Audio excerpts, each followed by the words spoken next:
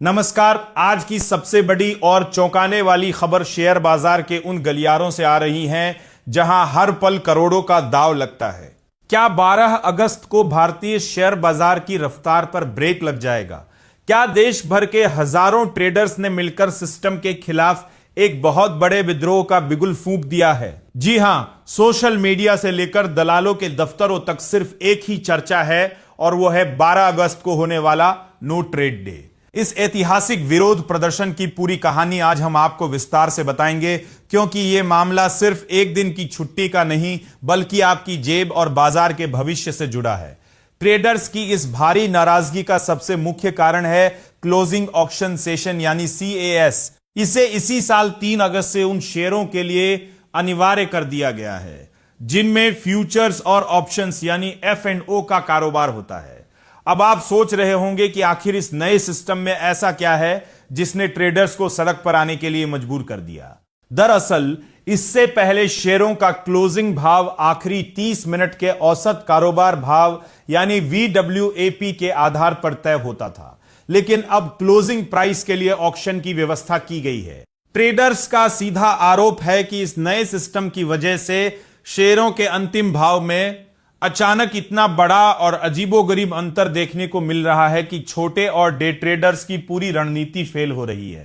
Traders का कहना है कि दोपहर 3:15 के आसपास जो भाव स्क्रीन पर दिखता है और अंत में जो आधिकारिक क्लोजिंग प्राइस निकल कर आता है उनमें जमीन आसमान का फर्क हो रहा है। इसकी वजह से खासकर उन लोगों को भारी नुकसान हो रहा है जो दिन के आखिरी हिस्से में अपनी पोजीशन तय करते हैं। लेकिन बात सिर्फ यहां खत्म नहीं होती। ट्रेडर्स का गुस्सा अब केवल CAS तक ही सीमित नहीं रहा। सोशल मीडिया पर चल रही इस मुहिम में नियामक संस्था सेबी के उन फैसलों पर भी सवाल उठाए जा रहे हैं जिनमें बार बार नियमों में बदलाव किए जा रहे हैं। ट्रेडर्स का मानना है कि बढ़ते हुए टैक्स और विशेष रूप से STT यानी सिक्योरिटी ट्रांजैक्शन टैक्स ने उनकी कमर तोड़ दी है। वे कह रहे हैं कि एक तरफ जोखिम बढ़ रहा है और दूसरी तरफ कमाई का बड़ा हिस्सा टैक्स में जा रहा है। 12 अगस्त को होने वाले इस नो ट्रेड डे के जरिए ट्रेडर्स अपनी एकजुटता दिखाना चाहते हैं।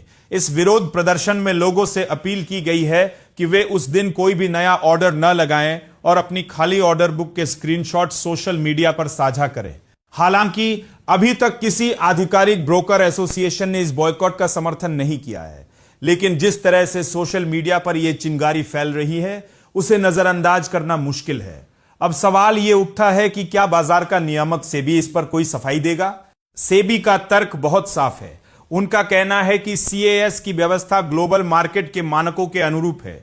इससे क्लोजिंग भाव ज्यादा भरोसेमंद होगा और दिन के अंत में होने वाली कीमतों की किसी भी तरह की हेरफेर यानी मैनिपुलेशन को रोकना आसान होगा। बाजार के जानकारों का भी मानना है कि शुरुआती दिनों में थोड़ा उतार चढ़ाव दिखना स्वाभाविक है, लेकिन जैसे जैसे बाजार में लिक्विडिटी बढ़ेगी यह अंतर अपने आप कम हो जाएगा। पर क्या छोटा ट्रेडर इतना इंतजार करने की स्थिति में है? क्या उसकी मेहनत की कमाई इस एक्सपेरिमेंट की बलि चढ़ जाएगी? इन्हीं सवालों के साथ ट्रेडर्स 12 अगस्त को एक बड़े विरोध की तैयारी कर चुके हैं।